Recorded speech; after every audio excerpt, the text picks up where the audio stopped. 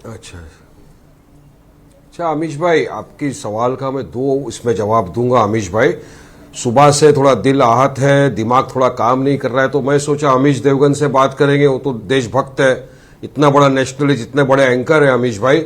बात ये अमीश भाई कि अगर वारिस पठान सोच लो, किसी पाकिस्तानी क्रिकेटर छोड़ो, किसी पाकिस्तानी के गले में फूल हार पिनाएगा, शाल पिनाएगा, लड्डू खिलाएगा, डिस्को डांडिया करेगा, बलून देगा, तो आप तो मेरे को उसी वक्त एंटी नेशनल घोषित करके पाकिस्तान भेज देंगे जी।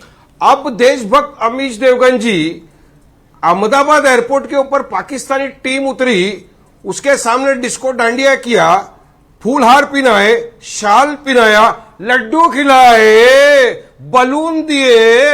अब उसका क्या करेंगे वो पाकिस्तान जो हमारे जवानों को शहीद करता जा रहा है? सब खामोश बैठेंगे।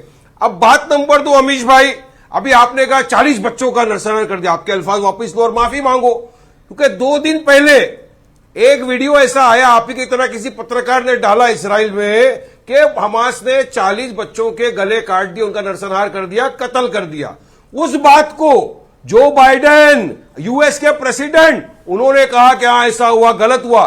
बाद में एक दिन बाद क्लैरिफिकेशन दिया इसराइल डिफेंस फोर्स ने कि ये फेक न्यूज है, इस तरह की कोई घटना घटी ही नहीं। तब जाके आज वॉशिंगटन से एक लेटर आया, प्रेम पत्र आया कि इस तरह की कोई बात नहीं हुई। तो फॉल्स प्रोपेगेंडा, फॉल्स एजेंडा चला के कब तक फलस्तीनियों का नरसंहार किया जाएगा? 2008 से लेकर अब तक 1.5 लाख फलस्तीनियों को मार दिया, जिसमें 30,000 नहीं, तो मतलब वहां पर बच्चों का नरसंहार, वहां पर मैं कहता हूं चलो आपके अकॉर्डिंगली 40 बच्चों का नहीं हुआ, 4 बच्चों को हुआ, जिनके पालने दिखाई दे रहे हैं, जिनके मां बाप रोते हुए दिखाई दे रहे हैं। वहां पर औरतों को उठा के लेके गए, जिनकी तस्वीरें जारी करी। हमास वहां क्या कर रहा था? हमास वहां आतंक फैलाने गया था या अपनी टेरिटरी बचाने के लिए गया था?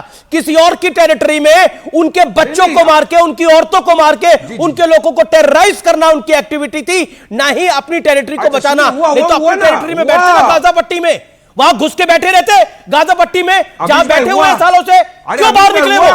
अरे अमीश भाई, सही बात, 300 से ज्यादा बच्चों का हुआ है कत्ल, मगर पैलेस्टाइनियों के, उनको हॉस्पिटलों के अंदर मेडिसिन नहीं मिल रहा है अमीश भाई। 2 दिन पहले इस्राइल के डिफेंस मिनिस्टर ने खाना बंद कर दिया, पानी बंद कर दिया। उनके लोगों को मारोगे, वो पानी और खाना नहीं बंद करेंगे, हुक्का पानी तो बंद करेंगे ना, काम चलेगा। उनके बच्चों को मारोगे, उनकी औरतों को उठाओगे, उनके लोगों को मैं दहशत फैलाओगे, वो हुक्का पानी तो बंद करेंगे ना अमीश भाई। नहीं अमीश भाई, दिल पे हाथ रख के बोलिए, ये एक्ट ऑफ टेरर है कि नहीं? एक धड़कन रुक जाएगी झूठ बोलेंगे तो। बोलिए एक्ट ऑफ टेरर है कि नहीं? मासूम बच्चों का खाना पानी छीन लेंगे जो हमस ने किया, वॉर क्राइम के क्या है कि नहीं? एक्ट ऑफ सर्वाइवल है, एक्ट ऑफ सर्वाइवल है। इस्राइल क्या कर रहा है? जो इजराइल कर रहा है। Gaurav Bhatia, let me get Gaurav Bhatia. Okay, I got your perspective. Let Gaurav Bhatia respond, and nobody will intervene. नहीं करेंगे। Okay, Gaurav Bhatia has waited.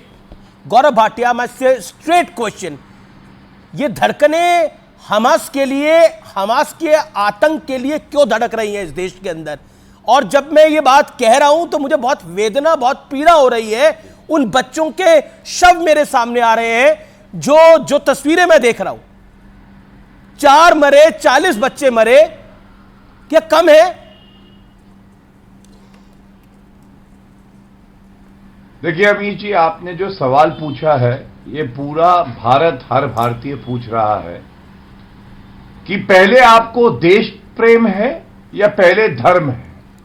और ये सवाल बार बार उठता रहेगा, क्योंकि अल्लाहू अकबर के नारे लगा के महिलाओं का बलात्कार हो जाए, उनके शवों को वहां पे गाड़ियों में रख के उन पे थूका जाए, छोटे छोटे मासूम बच्चों के सर काट दिए जाए, और इंसानियत यहां शर्मसार ये हो कि यहां पे पाखंडी लोग निकले और धर्म के आधार पे आतंकियों के साथ खड़े हो जाए, तो इससे ज्यादा शर्मसार होने वाली बात कोई हो ही नहीं सकती। उनके लिए नहीं, केवल जो उसका समर्थन कर रहे हैं, हमारे लिए, आपके लिए। और इसलिए मैं ये कहता हूं, भारत वो देश है, नरेंद्र मोदी जी ने बड़ी स्पष्टता से और त्वरित एक मजबूत संदेश दिया अमीश जी।